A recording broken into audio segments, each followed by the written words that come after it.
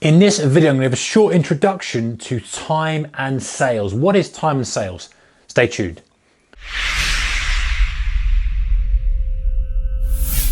Hey traders, a very warm welcome to you. So if you're scalping, you're day trading, you probably want to be involved with the time and sales. You want to see what is going on under the bonnet.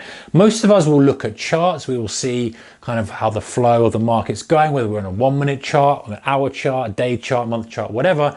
It's just showing us prices and trades that are occurring. It's only giving us so much information. And for the majority of us, that's absolutely fine. That gives us more than we need to make our trading decisions. However, if you're going down the role or the route of being a very, very active short-term trader, you're probably going to want to look at the time and sales. So let's run through and kind of highlight exactly what the time and sales is and how useful it could or couldn't be. So this is your average time and sales window.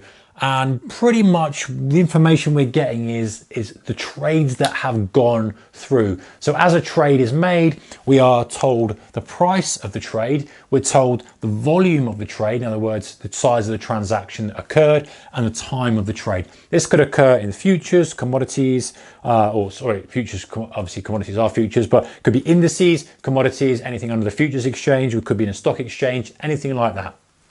And so the idea is that as we see this, we're trying to make a decision on perhaps the next short-term move in the market. So let's have a look and see what's going on here. So on this first level here, we've got a price of 10,398 traded, and the volume here was 10 and the time was 14:00:01, so 1 minute past 2. And generally, probably most of the time, you can strip this down and just have the minutes and seconds without the hours to save sort of real estate, or you can just have the last kind of 3 digits again to save real estate on your screen. There are ways you can adjust this, but we'll just talk about it in a broad sense for now.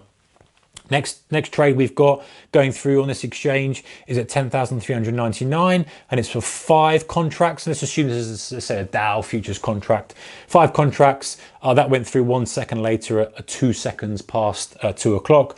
Next trade we've got here 10,400. 25 contracts went through this time. So in other words, a buyer and seller agreed to sell 25 contracts on the exchange, and it went through at 11 seconds past. So a little bit of a delay between that and that. Can we deduce any information from that? Maybe we can, maybe we can't, depends on how active the market normally is. Next trade we've got here is 10,399. Goes through at 17 contracts and it's 2 seconds later after the last trade. So why have we got a color coding system here, and what does it mean?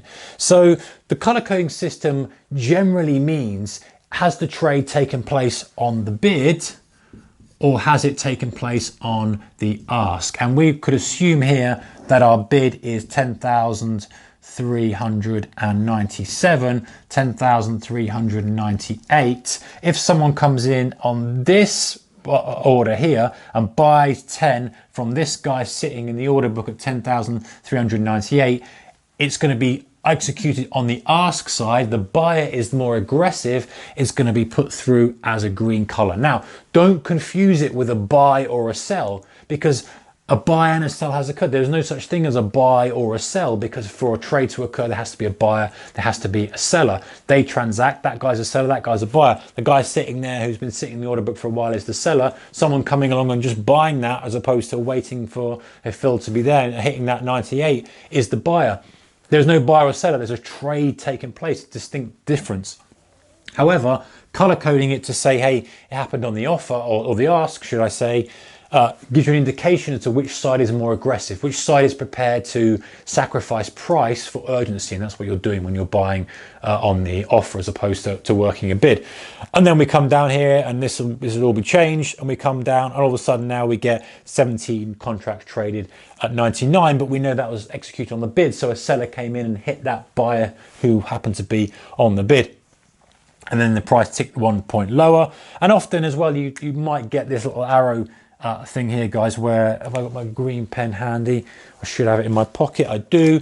Often you'll get this kind of thing. If we tick up, then you'll get this. If it ticks up, i.e. the price has changed, you'll get often an arrow, or maybe it'll be in bold or something like that. If the price stays the same, you won't get that. So in this scenario, we've kind of had a tick up, tick up. This one wouldn't be anything because it's actually executed at the same price. So you can see the information we're getting here. You see the price has gone up a little bit. It's stalled, it's ticked down a few ticks. Now it's gone up a lot more.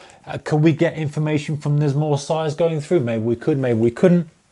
The time it takes for us to move, you know, is there a delay in between it? Is it just kind of chopping around back and forth? There's a lot of urgency.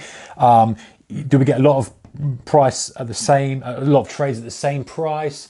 You know, that stuff. Now, I'm not going to go into detail about how we can analyze it. This is more of a basic thing for what is time and sales. So if you're into scalping, if you're kind of interested in that short-term day trading stuff, this is a useful window that you can get a little bit of a view that perhaps you couldn't do if you're looking at the charts. All right, guys, that's time and sales. Comments in the comment section below. As always, keep the risk managed. I'll see you in the next one. Goodbye.